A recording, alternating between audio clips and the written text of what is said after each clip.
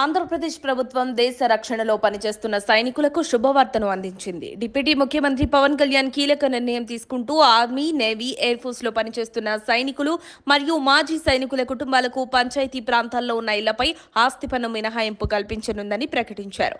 ఈ వరకు కేవలం విధుల్లో ఉన్న ఆర్మీ సిబ్బందికి, మాజీ సైనికులకు మాత్రమే ఈ మినహాయింపు వర్తించగా ఇప్పుడు సేవలందిస్తున్న డిఫెన్స్ విభాగాలైన ఆర్మీ, నేవీ, ఎయిర్ ఫోర్స్ సిబ్బంది కుటుంబాలకు కూడా ఈ ప్రయోజనం వర్తించనుంది. ఇకపై వారి జీవిత భాగస్వాముల పేర్లతో ఉన్న ఇళ్లకు ఈ మినహాయింపు వర్తించనుంది. గ్రామీణాభివృద్ధి శాఖ ఇందుకు సంబంధించిన ఉత్తర్వులు విడుదల చేసింది. ఈ చర్య పాక్ ఉద్రిక్తతల నేపథ్యంలో తీసుకున్నదిగా చెబుతున్నారు. గతంలో విధుల్లో ఉన్న సిబ్బందికి మాత్రమే మినహాయింపు ఉండటం వల్ల పలు సమస్యలు ఎదురవుతున్నట్టు సైనిక సంక్షేమ శాఖ తెలిపింది. దీంతో 4 ఏళ్ల క్రితమే ఆ శాఖ ప్రభుత్వానికి లేఖ రాసింది. దాన్ని సమీక్షించిన ప్రభుత్వం గతంలో జారీ చేసిన ఉత్తర్వుల్లో మార్పులు చేసింది.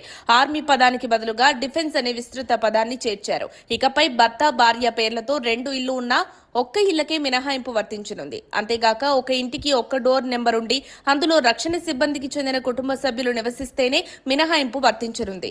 అద్దెకు ఇల్లు ఇచ్చినట్లయితే ఈ రాయితీ వర్తించదు. ఒక ప్రత్యేక నిబంధనగా ఒక గ్రామ పంచాయతీలో 10% కంటే ఎక్కువ రక్షణ సిబ్బంది ఇల్లుంటే 50% పన్ను మినహాయింపు మాత్రమే వర్తిస్తుంది. 10% కంటే తక్కువ ఇల్లు ఉన్న చోట్ల 100% మినహాయింపు వర్తించనుంది. ఈ నిర్ణయం ద్వారా దేశ రక్షణ కోసం నిస్వార్థంగా సేవలందిస్తున్న సైనికులను గౌరవించాలన్న దృక్పథం కనిపిస్తుందని పవన్ వ్యాఖ్యానించారు. ఇది వారి సేవలకు గుర్తింపుగా ప్రభుత్వం నుంచి చెల్లిస్తున్న కృతజ్ఞతగా ఆయన పేర్కొన్నారు. మరిన్ని అప్డేట్స్ కోసం మా కాయ్ టీవీని సబ్స్క్రైబ్ చేసుకోండి. మా వీడియో కనుక మీకు నచ్చినట్లయితే లైక్ చేయండి, షేర్ చేయండి.